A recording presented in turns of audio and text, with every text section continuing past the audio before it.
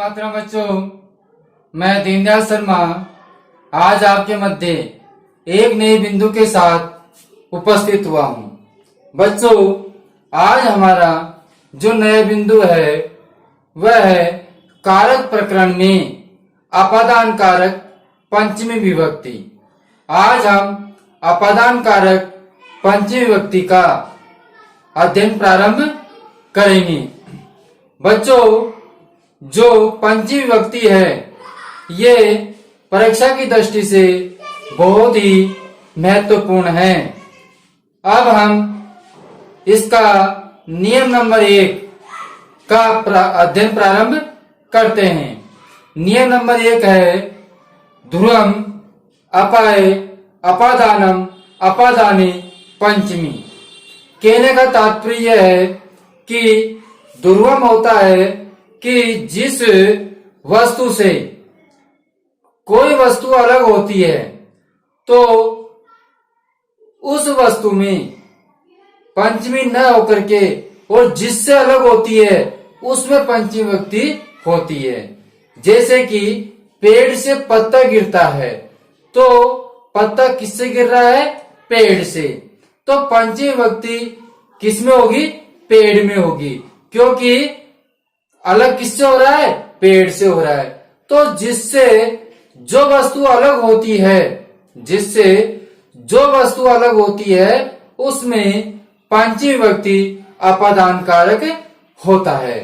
ठीक है बच्चों, जैसे कि मेरे हाथ से पेन गिरता है तो हाथ में पंचमी विभक्ति होगी। ठीक है, तो हम अब अध्ययन की ओर बढ़ते हैं। ध्रुवम अपाय अपादानम अपादाने पंचमी। कहने का तात्पर्य है पृथक होने पर जो स्थिर है, पृथक होने पर जो स्थिर है, जो वस्तु स्थिर है उसकी अपादान संज्ञा होती है। जो वस्तु क्या है? स्थिर है, वो अलग नहीं हुई है, उसकी अपादान संज्ञा होती है। और अपादान में पंचमी विभक्ति प्रयुक्त होती है। कौन सी विभक्ति प्रयुक्त होती है बच्चों? पंचमी विभक्ति प्रयुक्त होती है। जैसे कि हमारा उदाहरण है वृक्षात् पत्रम पतति। तो यहाँ पर जो वृक्षात् शब्द है इसमें कौन सी विभक्ति है और किस कारण से है?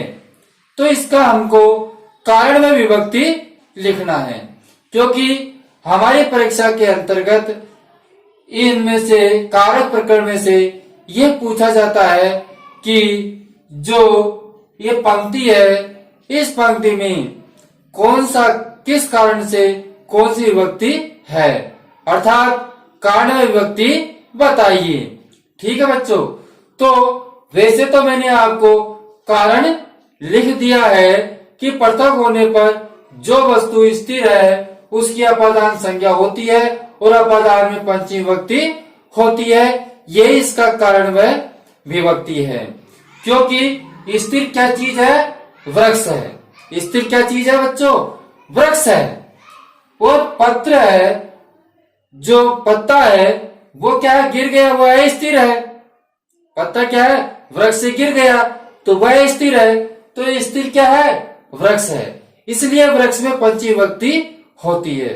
फिर भी मैं एक दूसरा और कारण आपको लिखा देता हूं, जैसे कि दोनों कारणों में से आप कोई सा भी कारण लिख सकते हैं। कारण विभक्ति हम लिख सकते हैं ध्रुवम अपाय दानम के योग में वृक्षात् शब्द में, किसमें बच्चों? वृक्षात् शब्द में पंचमी विभक्ति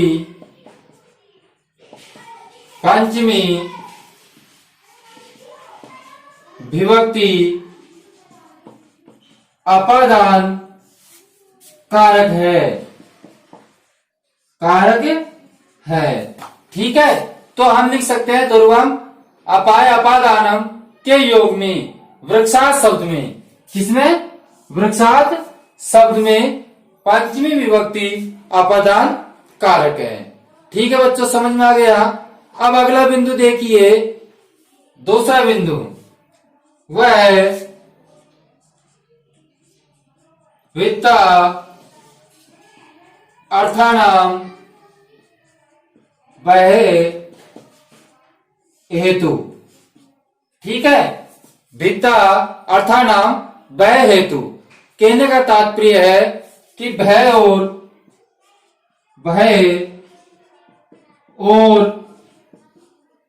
रक्षा, भय और रक्षा अर्थ वाली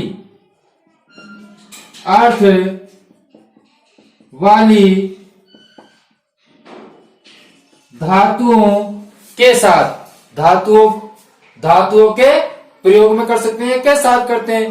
धातुओं के प्रयोग में, धातुओं के प्रयोग में, किसके प्रयोग में? धातुओं के प्रयोग में वह, और क्या है? वह का जो कारण है, वह का जो कारण है, भय का जो कारण है अर्थात डर का जो कारण है उसकी अपादान संज्ञा होती है, उसकी अपादान संज्ञा होती है। उसकी क्या होती है? अपादान संज्ञा होती है और अपादान में पंचमी विभक्ति प्रयुक्त होती है। और अपादान में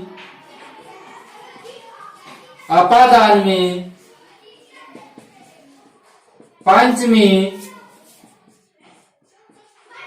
विभक्ति प्रयुक्त होती है। ठीक है, और अपादान में पंचमी विभक्ति प्रयुक्त होती है। ठीक है बच्चों, जैसे कि हम उदाहरण लेते हैं, बालक सिंगार, बालक है,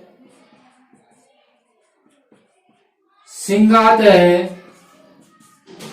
विभेति, क्या लेंगे? विभेति। बालक है, सिंगार, विभेति।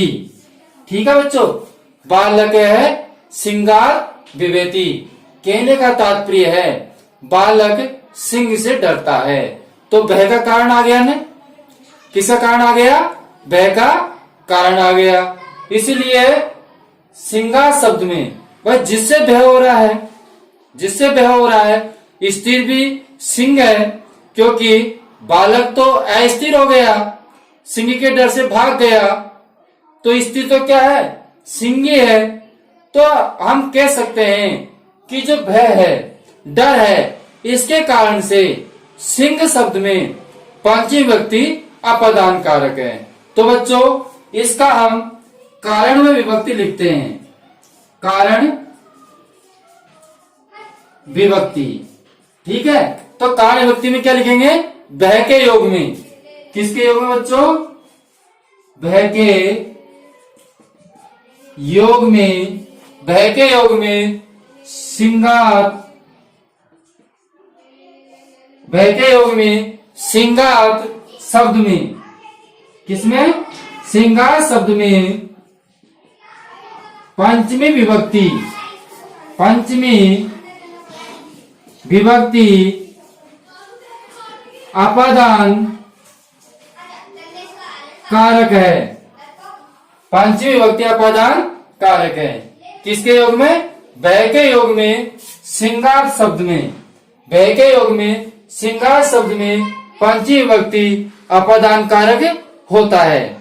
ठीक है बच्चों, अब अगला उदाहरण देखिए जो आपको करना है। ठीक है, जैसे कि नृप है, दुष्टार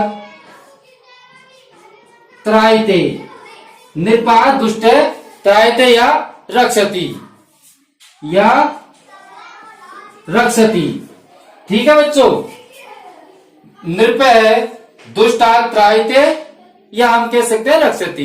कहने का तात्पर्य राजा दुष्ट से रक्षा करता है। राजा दुष्ट से क्या करता है? रक्षा करता है। समझ में आ गई बात? तो हम क्या लिखेंगे? रक्षा के योग में। किसके योग में? रक्षा के योग में। तो रक्षा को क्या कहेंगे? त्रास, है ना?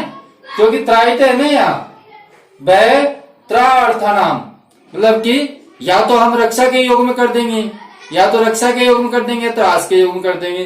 तो हम लिखेंगे कि कारण विभक्ति में क्या लिखेंगे? कि रक्षा के योग में, रक्षा के योग में, या त्रास शब्द के योग में, या त्रास शब्द के योग में। त्रास या रक्षा के योग में। किसमें? त्रास व रक्षा के योग में। सिंगात शब्द में, सिंगात शब्द में पंचमी विभक्ति अपादान कारक होता है। किसमें होता है? किसमें होता है? दुष्टास शब्द में। ठीक है, तो एक साथ पुनः सुनिए कि त्रास व रक्षा के योग में दुष्टास शब्द में, दुष्टास शब्द में पंचमी विभक्ति अपादान कारक है। ठीक है बच्चों, पुनः ध्यान दीजिए, त्रास व रक्षा के योग में दुष्टात शब्द में पंचमी विभक्ति अपादान कारक होता है। ठीक है, अब हम अगले बिंदु की ओर चलते हैं। तो हमारा अगला बिंदु है आख्यातो उपयोगी। आख्यातो उपयोगी, इसका तात्पर्य है कि जिससे नियम पूर्वक, जिससे नियम पूर्वक विद्या ग्रहण की जाती है, जिससे हम नियम पूर्वक विद्या ग्रहण करते हैं। क्या ग्रहण करते हैं?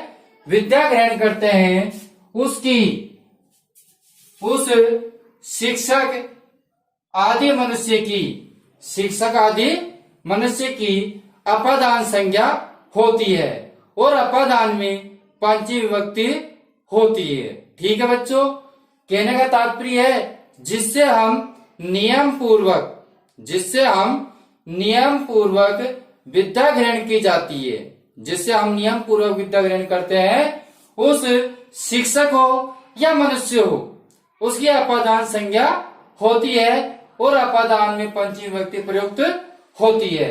जैसे कि शिष्य उपाध्यायात् अधीयते, मतलब शिक्षक उपाध्याय से विद्या ग्रहण करता है, अध्ययन करता है। ठीक है, तो इसका हम कारण विभक्ति किस प्रकार लिखते हैं? ध्यान से देखें। वैसे आपको कारण विभक्ति मैंने पूर्व में लिखा चुका हूं और ये समझा चुका हूं, लेकिन फिर भी दूसरे प्रकार से भी हम इसका कारण विभक्ति लिख सकते हैं। ठीक है बच्चों, कारण विभक्ति हम लिख सकते हैं आख्या तो योगे, के योग में, के योग में, के योग में, किसमें? उपाध्यायात्, उपाध्यायात् शब्द में,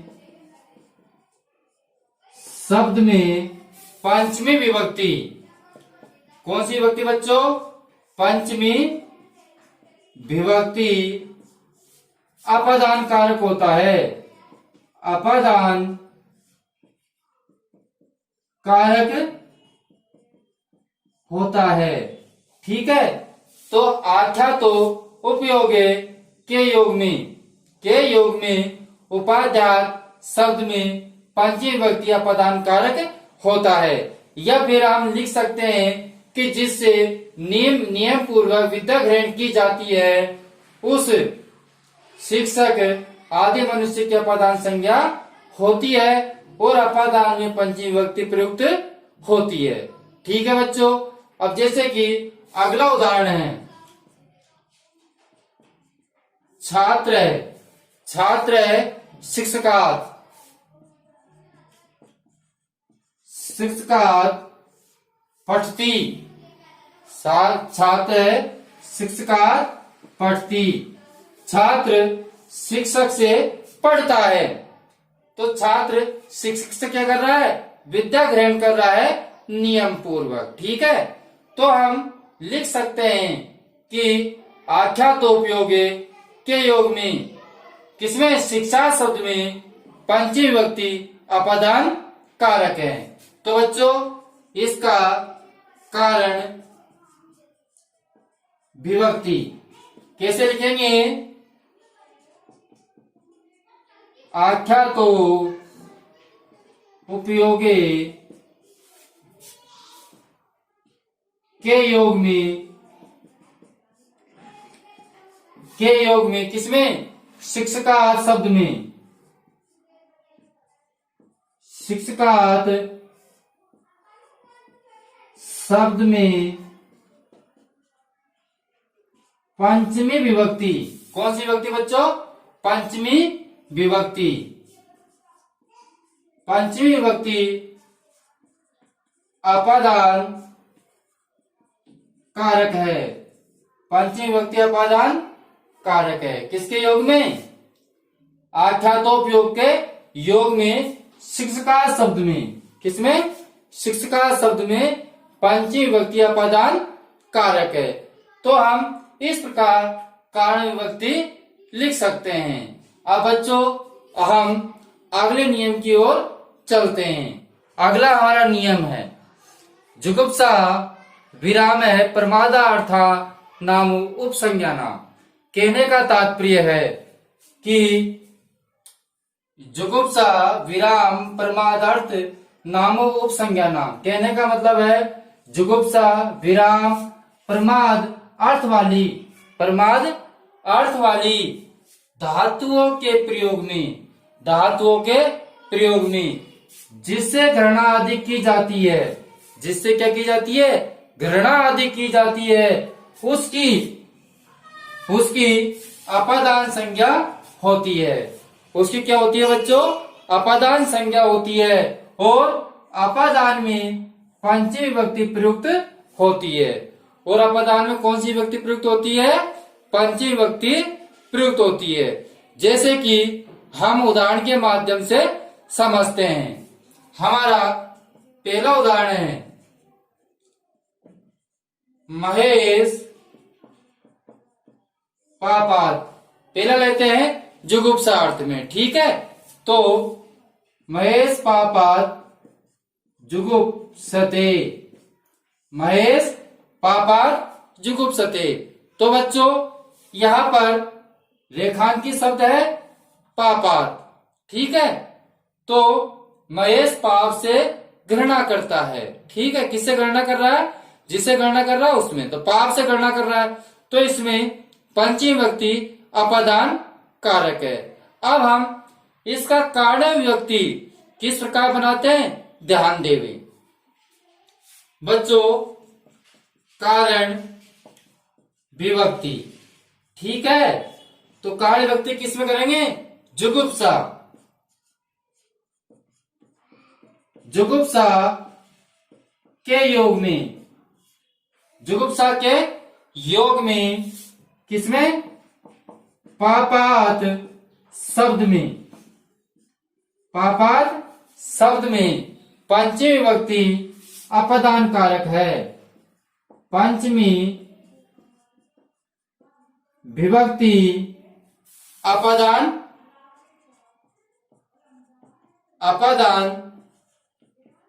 कारक है।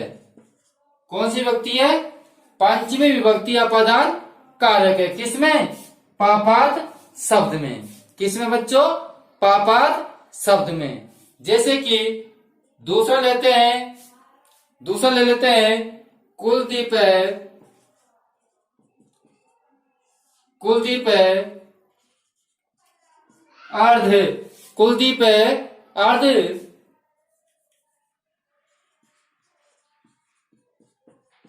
अर्ध महाराज। अब दूसरा कौन सा है, दूसरा कौन सा है, विराम का, ठीक है। तो वीरमती, विरमति। ठीक है, तो बच्चों इसका हम कारण विभक्ति क्या लिखेंगे? कारण विभक्ति लिखेंगे विराम के योग में। किसके योग में लिखेंगे? विराम के योग में अर्धमाराज शब्द में पंचमी विभक्ति अपादान कारक है। क्या लिखेंगे बच्चों? विराम के योग में। किसके योग में? विराम के योग में अर्धमाराज शब्द में पंचमी विभक्ति अपादान कारक है। ठीक है, समझ में आ गया। अब अगला देखिए तीसरा बिंदु लिखते हैं मोहने। ठीक है, मोहने अध्ययनात्। अब क्या बच रहा है हमारा? प्रमाद। क्या बच रहा है? प्रमाद। तो हम लिख सकते हैं प्रमाद्यति। ठीक है, तो बच्चों अब जो अध्ययनात् शब्द है इसका हमको कारण विभक्ति बताना है। क्या बताना है? कारण विभक्ति। तो हम लिखेंगे कि प्रमाद के योग में। किसके योग में? प्रमाद के योग में अध्ययनात् शब्द में। प्रमाद के योग में अध्ययनात् शब्द में पंचमी विभक्ति अपादान कारक है। किसमें बच्चों? अध्ययनात् शब्द में। ठीक है, तो हम क्या लिखेंगे? पुनः सुन लीजिए कारण विभक्ति में कि प्रमाद के योग में अध्ययनात् शब्द में पंचमी विभक्ति अपादान कारक है। ठीक है, ठीक है बच्चों, आपके समझ में आ गया। अब हम अगले बिंदु की ओर चलते हैं। उससे पूर्व जिन्होंने अभी तक हमारे वीडियो को लाइक नहीं किया है तो वीडियो को जरूर लाइक करें। जिन्होंने चैनल को अभी तक सब्सक्राइब नहीं किया है तो लाल बटन को जरूर दाबे और चैनल को सब्सक्राइब करें, जिससे कि हमारे पिछले आने वाले वीडियो निरंतर आपको प्राप्त होते रहे। ठीक है बच्चों, अब हम अगले बिंदु पर चलते हैं। हमारा अगला बिंदु है भूय प्रभाव। कहने का तात्पर्य भू धातु के कर्ता का जो उत्पत्ति स्थान है उसकी अपादान संज्ञा होती है। उसकी क्या होती है? अपादान संज्ञा होती है और अपादान में पंचमी विभक्ति प्रयुक्त होती है। ठीक है बच्चों, कहने का तात्पर्य ध्यान से सुन ले कि भू धातु का जो कर्ता है जो उत्पत्ति स्थान है उसकी अपादान संज्ञा होती है। जैसे कि गंगा हिमालयात् प्रभवति, गंगा हिमालय से निकलती है, तो गंगा का उत्पत्ति स्थान क्या हुआ? हिमालय हुआ। गंगा का उत्पत्ति स्थान क्या हुआ? हिमालय हुआ। इसलिए हिमालय शब्द में पंचमी विभक्ति है। बच्चों ध्यान देना, क्योंकि ये उदाहरण परीक्षा के लिए दृष्टि से बहुत ही महत्वपूर्ण है। ठीक है, तो गंगा हिमालयात् प्रभवति, गंगा हिमालय से निकलती है, तो हम इसका जो कारण है, कारण विभक्ति, वो लिख सकते हैं। क्या लिख सकते हैं? भू धातु के योग में। किसके योग में बच्चों? भू धातु के योग में। भू धातु के योग में किसमें? हिमालय शब्द में। हिमालयात्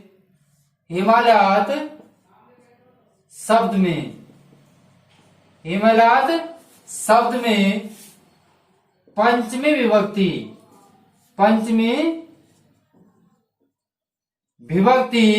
अपादान कारक है।